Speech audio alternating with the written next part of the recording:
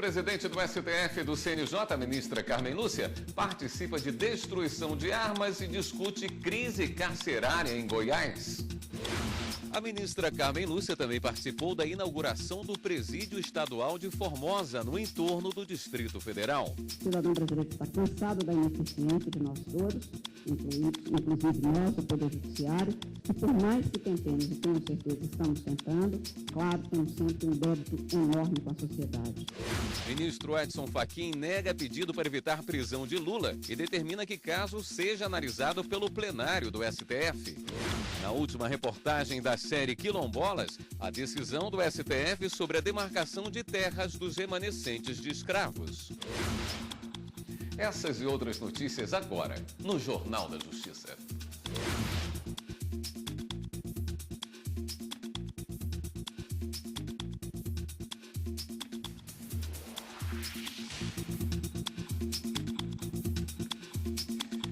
Boa noite. O ministro Edson Fachin, do Supremo Tribunal Federal, nega pedido da defesa de Luiz Inácio Lula da Silva para evitar possível prisão do ex-presidente. Repórter Viviane Novaes tem as informações. Boa noite, Viviane. Boa noite, William. Boa noite a todos. Olha, o ministro Edson Fachin seguiu o entendimento do STF de que não cabe recurso em decisão de ministro, não cabe o habeas corpus em decisão de ministros de Tribunal Superior que nega esse tipo de liminar. Ele, então, remeteu ao plenário do Supremo Tribunal Federal o julgamento de mérito do processo aí de Lula. Isso porque ele entendeu que a matéria de fundo, que é a prisão após condenação em segunda instância, que é o caso de Lula, é a atribuição do plenário do STF. O ex-presidente foi condenado a mais de 12 anos de prisão por lavagem de dinheiro e corrupção passiva no caso do triplex do Guarujá. William. Obrigado, Viviane. A presidente do Conselho Nacional de Justiça do Supremo Tribunal Federal, ministra Carmen Lúcia, passou amanhã em Goiás, onde se reuniu com autoridades do Estado e acompanhou a destruição de armas entregues pelo Poder Judiciário ao Exército. Na visita a Goiânia, a presidente do Supremo Tribunal Federal e do Conselho Nacional de Justiça, ministra Carmen Lúcia, acompanhou a destruição de mais de 3.000 armas que estavam em posse do Judiciário de Goiás e foram repassadas ao Exército.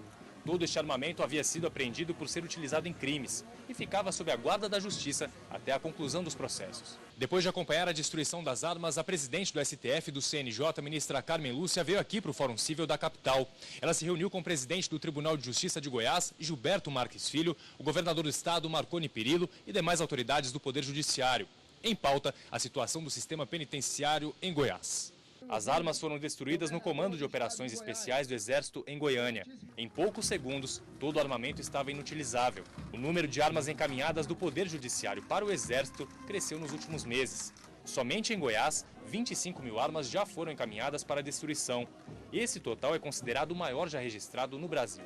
No encontro foram apresentadas ações dos poderes executivo e judiciário para diminuir a superlotação e melhorar as condições dos presídios. A ministra também se encontrou com juízes do Tribunal de Justiça de Goiás. Mais cedo, a ministra esteve em Formosa, no entorno do Distrito Federal, onde participou da inauguração de um presídio estadual. Ela estimulou a sociedade a cobrar mais segurança pública e disse que o Estado brasileiro não tem o direito de ser ineficiente. O novo presídio ficou pronto com mais de 2 anos de atraso, mas vai suavizar a crise no sistema prisional do Estado. São 300 vagas. 200 serão ocupadas por internos do antigo presídio de Formosa e 100 por presos de outras cidades de Goiás considerados perigosos, como chefes de facções.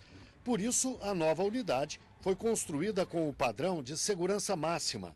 A ministra Carmen Lúcia conheceu a infraestrutura do prédio, inclusive as celas. Esta visita da ministra é consequência de uma outra que ela fez ao Estado exatamente há um mês. Carmen Lúcia esteve em Goiânia logo depois de 3 rebeliões em presídios da região metropolitana da capital. Na época, ela cobrou e propôs soluções para enfrentar os problemas do sistema prisional. Hoje, na companhia do presidente do Tribunal de Justiça de Goiás, desembargador Gilberto Marques Filho, e do governador do estado, Marconi Perillo, a ministra lembrou que não basta a construção de novos presídios. Afirmou que a sociedade tem de cobrar segurança pública das autoridades e que o Estado brasileiro não pode ser ineficiente. O cidadão brasileiro espera poder voltar a confiar nas instituições, incluídas aí as instituições que têm que dar uma resposta. O cidadão brasileiro está cansado da ineficiência de nós todos, inclusive nós, do Poder Judiciário, que por mais que tentemos, e tenho certeza estamos tentando, claro, temos sempre um débito enorme com a sociedade. O ministro Dias Toffoli, do Supremo Tribunal Federal, pediu parecer da Procuradoria-Geral da República sobre o pedido de liberdade feito pela defesa do deputado federal Paulo Maluf, que cumpre pena de 7 anos e 9 meses na penitenciária da Papuda, em Brasília, pelo crime de lavagem de dinheiro. Após receber a manifestação, o ministro vai decidir a questão. A defesa do parlamentar alega que ele não tem condições de ficar no presídio devido ao estado de saúde e à idade avançada. A Procuradoria-Geral da República enviou ao Supremo Tribunal Federal um parecer pedindo que o ex-gerente da Petrobras, Marcos de Almeida Ferreira, continue preso. Ele foi denunciado na Operação Lava Jato pelos crimes de corrupção passiva, lavagem de dinheiro e organização criminosa. O ex-gerente da Petrobras está preso desde abril do ano passado e entrou com um habeas corpus no Supremo Tribunal Federal. Mas para a Procuradora-Geral da República, Raquel Dodge, o modo sistemático e profissional como os crimes eram praticados pela organização criminosa evidencia a necessidade de manter a prisão preventiva para garantir a ordem pública. Raquel Dodge ressaltou ainda que o ex-gerente da estatal do petróleo tentou repatriar 48 milhões de reais que estavam no exterior, numa tentativa de lavar o dinheiro. Para a PGR, sabendo da existência de quantias milionárias obtidas ilicitamente e que ainda precisam ser rastreadas, Marcos de Almeida Ferreira deve continuar preso para prevenir novos atos de lavagem e repasse de ativos. O irmão do ex-ministro José Dirceu, Luiz Eduardo de Oliveira e Silva, foi preso em Ribeirão Preto, no interior de São Paulo. Ele foi condenado pelo Tribunal Regional Federal da 4ª Região, em Porto Alegre, a mais de 10 anos de prisão por lavagem de dinheiro e organização criminosa na Operação Lava Jato. O juiz Sérgio Moro, que expediu o mandado de prisão, já determinou a transferência dele para a ala reservada aos presos da Operação Lava Jato, no Complexo Médico Penal em Curitiba. José Dirceu também foi condenado na mesma ação, mas ainda tem um recurso com julgamento pendente. E você vai ver no próximo bloco do Jornal da Justiça. CNJ autoriza cartórios a emitirem carteira de identidade e segunda via de passaporte. A gente volta em instantes. Os estudantes interessados em uma bolsa de estudos do programa Universidade para Todos, o ProUni, tem até as 23 horas e 59 minutos de hoje para fazer a inscrição na página do programa na internet que aparece aí na sua tela. O ProUni oferece bolsas de estudo integrais e parciais em instituições privadas de educação superior, em cursos de graduação e sequenciais de formação específica. Podem concorrer brasileiros sem diploma de curso superior, que tenha participado do Exame Nacional do Ensino Médio em 2017 e não tenha tirado 0 da prova de redação. A bolsa integral é oferecida a candidatos com renda mensal de até 1,5 salário mínimo por pessoa da família. E a bolsa parcial para candidatos com renda de até 3 salários mínimos por pessoa da família.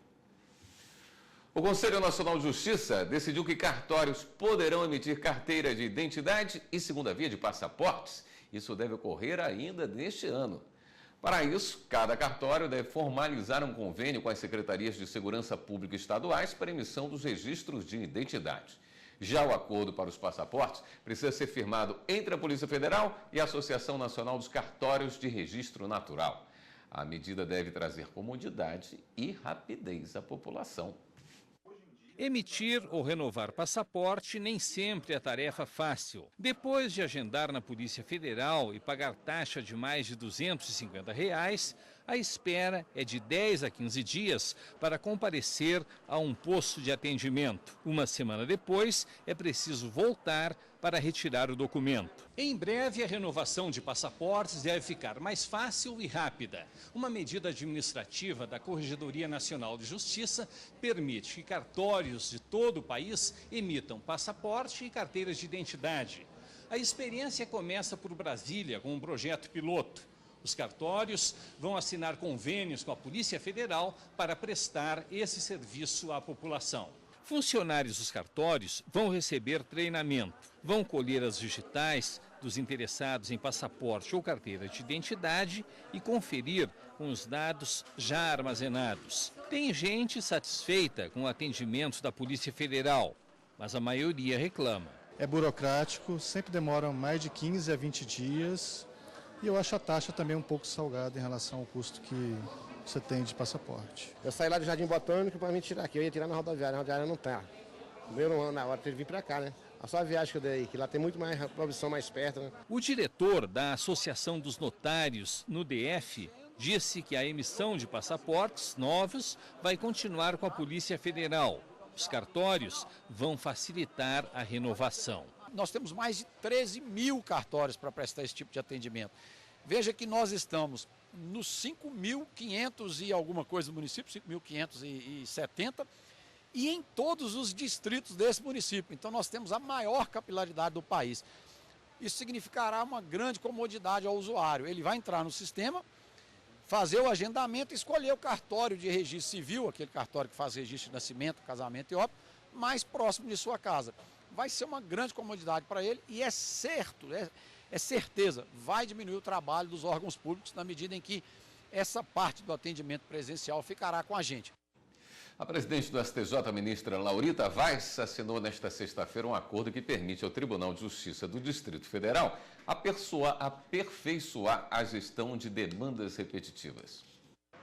No Tribunal de Justiça do Distrito Federal e Territórios, a presidente do Superior Tribunal de Justiça, a ministra Laurita Vaz, foi recebida pelos desembargadores e pelo presidente do tribunal, o desembargador Mário Machado Vieira Neto. O acordo aconteceu na presença da ministra Suzete Magalhães e do ministro Rogério Schetti Cruz, que fazem parte da Comissão Gestora de Precedentes do STJ. Com a assinatura, o Tribunal de Justiça se compromete em aprimorar e aplicar o sistema de precedentes.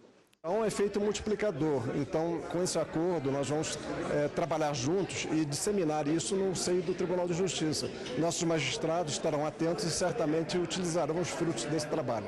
Em seu discurso, a presidente do STJ destacou que o acordo busca fortalecer o modelo de criação de precedentes já introduzido no STJ com o Código de Processo Civil de 2015.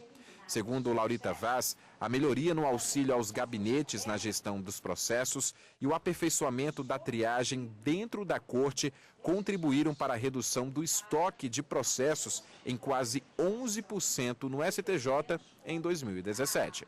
E isso, então, tem diminuído bastante o número de processos, que às vezes o julgamento de um recurso propicia o julgamento simultaneamente de mais de 500 mil processos. Filhos que descobriram após a morte do pai que a maior parte do seguro de vida seria destinado à tia deles, conseguem reverter a alteração de beneficiário no Superior Tribunal de Justiça. Ministros do Superior Tribunal de Justiça anulam a alteração de beneficiários de seguro de vida feito por segurado supostamente alcoolizado. Os autores da ação alegaram que eram beneficiários de 2 seguros de vida contratados pelo pai deles, mas ao tentarem receber os valores, foram informados de que a tia também tinha sido descrita como beneficiária. O documento previa que ela teria direito ao valor total de um dos seguros e à metade do outro. Segundo os filhos, a irmã do falecido teria se aproveitado do estado de constante embriaguez do segurado para induzi-lo a fazer a modificação nos contratos. Em primeira e segunda instâncias, foi reconhecida a nulidade da alteração das apólices, mas a tia dos autores recorreu ao STJ. Ela alegou que é de livre escolha do segurado a indicação dos beneficiários. Além disso, sustentou que alterações no benefício também podem ser feitas a qualquer momento. O relator do recurso na terceira turma do STJ, ministro Vilas Boas Cueva, destacou que tal liberdade não afasta a aplicação de princípios como a probidade e a boa-fé. Desta forma, a decisão das instâncias anteriores foi mantida e a alteração das apólices anulada, considerando que, além da má-fé, ficou evidenciado que o objetivo do segurado sempre foi amparar os filhos. O pagamento de uma espécie de pensão para a gestante é um direito garantido, mas ainda desconhecido por muita gente, como mostra o repórter André Risco, em Alagoas. Em 2008, Vanessa ficou grávida. O filho inesperado veio em uma época difícil em que ela estava desempregada. Para poder dar conta dos custos daquela gravidez, ela teve que contar com a ajuda de amigos e familiares. o pessoal do meu antigo emprego se juntaram e cada um foi comprando uma coisa do enxoval. Foi tudo ganho, assim, eu não escolhi nada, não comprei nada. Cada um foi dando uma coisa e conseguiu o enxoval completo da criança, da minha filha. E quanto à alimentação, em casa, meu pai, que na época me sustentava, né, e foi ele mesmo, meu pai, minha madrasta. Felizmente, as ajudas foram suficientes. No entanto, se tivesse tido conhecimento naquela época, ela poderia ter entrado na justiça para garantir o direito aos alimentos gravídicos, uma espécie de pensão alimentícia específica para o período de gestação. Já é uma época muito complicada, a gente já está bem sensível e tal, então a gente ainda tem que se preocupar com dinheiro para transporte, para fazer um exame. Às vezes o médico pede um exame de urgência, por N motivos, entendeu? Então a gente ainda tem que se preocupar com isso. Então esse seria um auxílio muito bem-vindo. Aqui na 26ª Vara Cível da Capital Família, chegam vários pedidos de alimentos gravídicos, mas nem todos são concedidos, como explicou o juiz titular Vladimir Paz de Lira. Acontece em muitos casos em que a mãe gestante, ela precisa de determinados cuidados especiais em função da gravidez. Então, nem toda mulher, porque está grávida, tem direito à pensão alimentícia. A pensão alimentícia é para a criança, claro, por via da mulher, porém, para os casos em que haja realmente essa necessidade. Gravidez não dá direito à pensão alimentícia. Para os casos em que são exigidos testes de DNA para a comprovação da paternidade, existe o exame com o bebê ainda no útero da mãe, procedimento que não é defendido pelo magistrado. É uma medida invasiva, pode causar prejuízo para a gestante, pode causar prejuízo para o feto, para a criança, e isso só seria feito por outras necessidades médicas, de saúde, não por necessidade alimentar. O DNA não vai se exigir o DNA da vida do feto intrauterino para efeito de se pagar alimentos. O que se vai buscar é outros elementos de prova. Nós viemos até o laboratório de DNA forense da UFAL para entender melhor porque esse tipo de exame intrauterino é tão delicado e tão pouco solicitado. Ele é um exame que depende de um procedimento médico especializado, né? Você vai ter que ter um médico que consiga, que saiba, que tenha treino nisso para fazer uma punção amniótica, né, punção intrauterina para coletar o líquido, e sempre esse tipo de procedimento invasivos eles têm risco. Não é um procedimento qualquer, não se faz no dia a dia. Se você tiver uma alternativa mais segura, claro que se passa-se para essa alternativa mais segura. A lei que garante os alimentos gravídicos existe desde 2008. O Tribunal de Justiça da Paraíba ficou em primeiro lugar entre os 27 tribunais estaduais de todo o Brasil no cumprimento da meta 6 do Conselho Nacional de Justiça, que previu o julgamento de pelo menos 60% das ações coletivas distribuídas em 2014 em primeiro grau. O tribunal julgou quase 137%. A meta 6 trata de ações coletivas sobre os direitos sociais e direitos fundamentais assegurados na Constituição. Normalmente são de autoria do Ministério Público, associações ou sindicatos, ou até mesmo promovidas em ações populares. Nós vamos a um rápido intervalo, voltamos a seguir com outras notícias. Na última reportagem da série Quilombolas, a decisão do STF sobre a demarcação de terras dos remanescentes de escravos. A gente volta já já.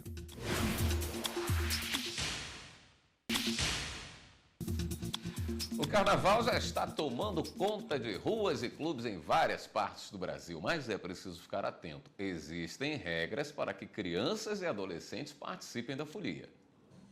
Confete, serpentina, fantasias. Não faltam brincadeiras e animação no Carnaval das Crianças. Mas para que a folia não acabe em dor de cabeça, os pais devem ter cuidado redobrado com os pequenos. As regras variam de acordo com o local da festa. Baile, bloco ou desfile em escola de samba. Nós temos o baile, que é considerado matinê, que é aquele até às 20 horas. Nesse, a criança e o adolescente podem entrar, né, acompanhado de qualquer pessoa, ele é mais tranquilo. Os bailes, a partir das 20, só os maiores de 16 poderão ingressar. Lembrando que sempre tem que estar documentado, tá? Para os blocos tradicionais, os maiores de 16 podem estar desacompanhados e os menores precisam estar acompanhados, ou do pai ou da mãe. Para as escolas de samba, é diferente.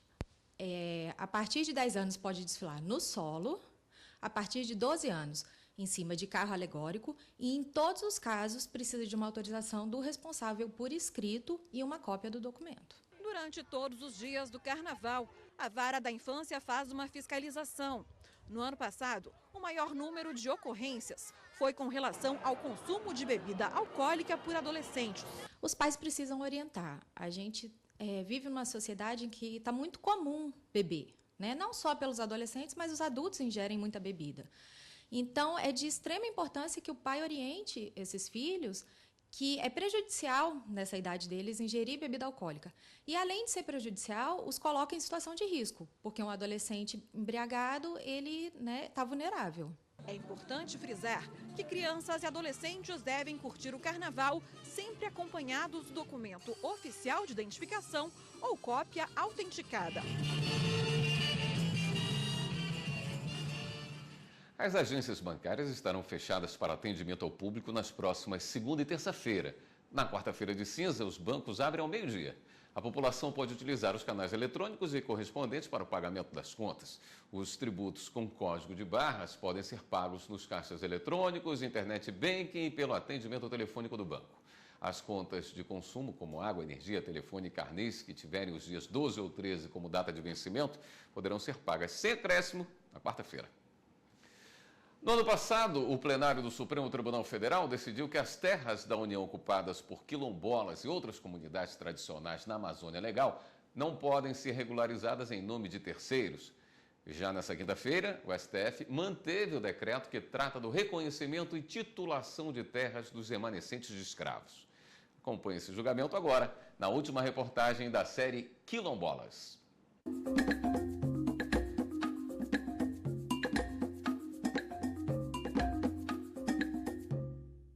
Defender a Constituição. Esse é o princípio máximo do Supremo Tribunal Federal. Nessa quinta-feira, os direitos dos quilombolas dominaram os debates no plenário.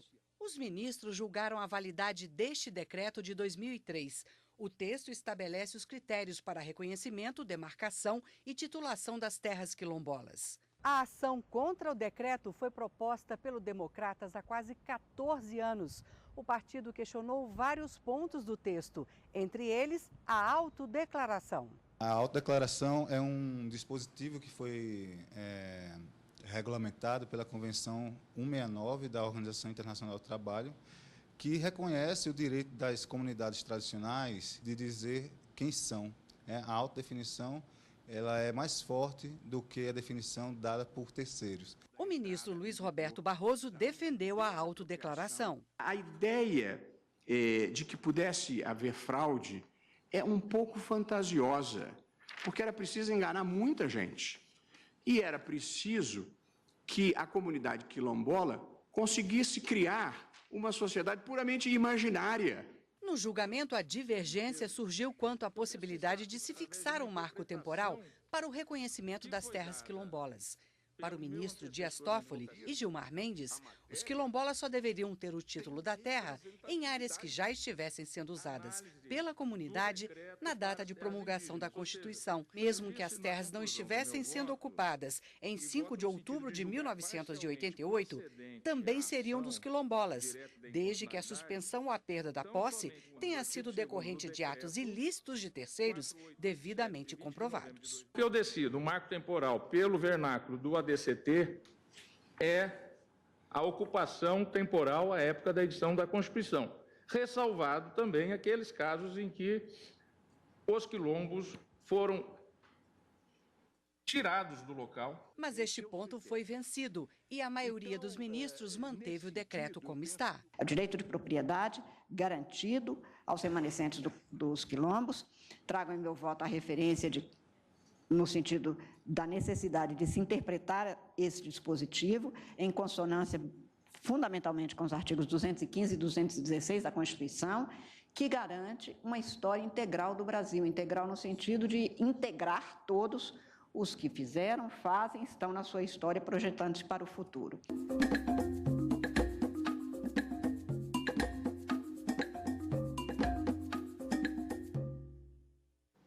O Jornal da Justiça fica por aqui. Uma boa noite para você, um ótimo carnaval e lembre-se, se beber não dirija.